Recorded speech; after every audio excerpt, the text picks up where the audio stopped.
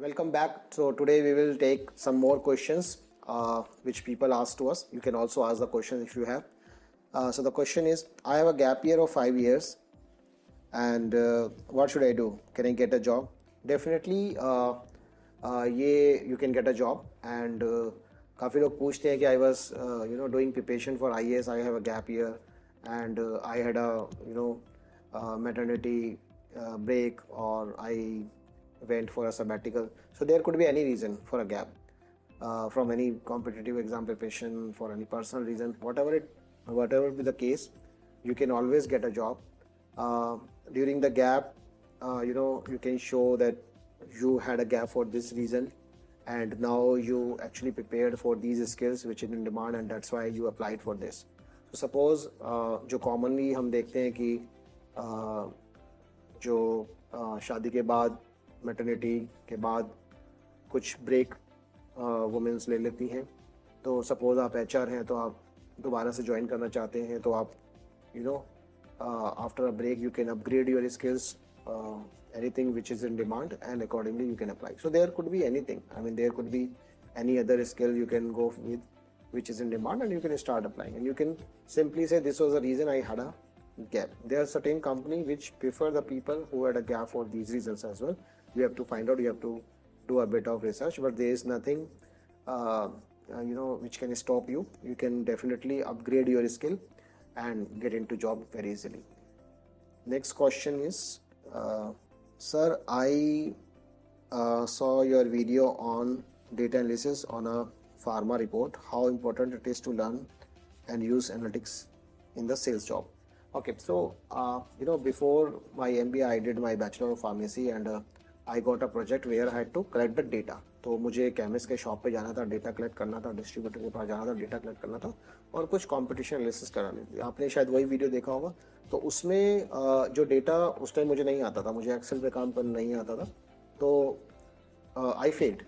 And उसी तरीके से एक प्रोजेक्ट हमने बनाया और मैंने किसी को दिया, और उसने एक रिपोर्ट बना के दिखाया पावर BI यूज़ करके. So this is something an eye opener for everybody, कि अगर हम इस तरह के स्किल सीख सकते हैं तो हम अपने डेटा को कैसे दिखा सकते हैं. सो डेफिनेटली, चाहे आपको सेल्स हो, चाहे फाइनेंस हो, चाहे HR हो, data analysis very important. You can showcase your data in a very you can say in a manner कि आपको वो आपके जो उसको भी आप दिखाएंगे उसको इम्प्रेस करेगा.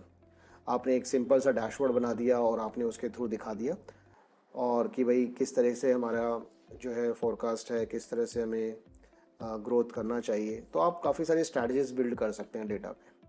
आपने एम्प्लॉय का डेटा ले लिया, आपने एट्रिशन दिखा दिया, आपने एम्प्लॉय फोरकास्ट दिखा दिया, काफ़ी चीज़ें आप दिखा सकते हो.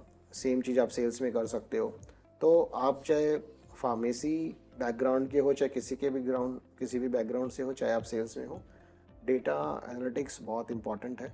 आप पावर BI, टैबलो, इस तरह के टूल्स सीख के काफ़ी अपनी स्किल्स को एनहेंस कर सकते हो और उसे इम्प्लीमेंट कर सकते हो अपने जॉब में, जो आपको डेफिनेटली फ़ायदा देगा.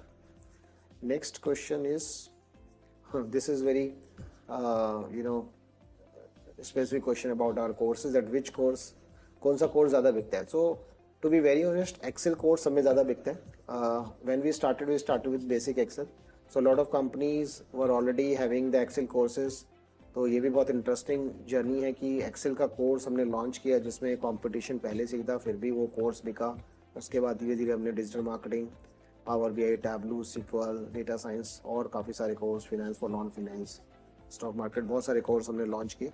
बट एक्सेल हमारा समय पहला कोर्स था, और आज भी वो समय ज़्यादा बिकता है, शायद इसलिए क्योंकि एक्सेल की डिमांड ज़्यादा है, और हमने काफ़ी चीज़ें सीखी कि एक्सेल हम कैसे अच्छा कर सकते हैं कंपटीशन से. तो प्रैक्टिस शीट्स काफ़ी ज़्यादा उसमें हमने रखी, और सारे वीडियोस को हमने ब्रेक किया, सिनेरियोस को ब्रेक किया. ठीक है, पिवट टेबल में क्या क्या सिनेरियोस हो सकते हैं, वीलुकअप में क्या हो सकते हैं, डायनामिक एरे में, तो काफ़ी सारे सिनेरियोस को ब्रेक किया. उस सिनेरियोस के हिसाब से हमने डेटा शीट्स प्रोवाइड करी जिसपे आप प्रैक्टिस कर सकते हैं. कंटेंट पे भी ऐसा नहीं कि अननेसेसरी लेंदी किया.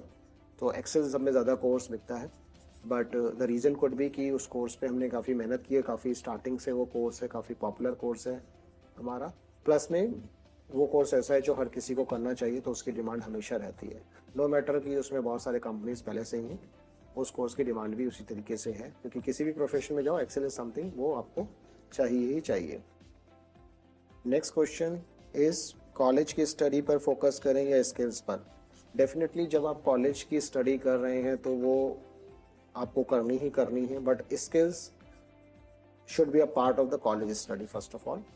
तो अगर आप कॉलेज में कोई ऐसी स्टडी कर रहे हैं जो डिमांडिंग स्किल्स है उसको फुलफिल नहीं कर पा रही है, तो आपको डेफिनेटली उस पर करना चाहिए। बट फोकस की अगर मैं बात करूं तो कॉलेज की स्टडी तो आपको करनी है। अगर आपको लगता है कि वो थोड़ी इररिलेवेंट है तो आप उसे अपने हिसाब से डिसाइड कर सकते हैं, बट स्किल इज़ समथिंग जिसके बेसिस पे आपको जॉब लगेगी, तो स्किल्स पे तो आपको फोकस करना ही करना है। Next question is I am from a very poor family, I get 92% marks in 10th standard.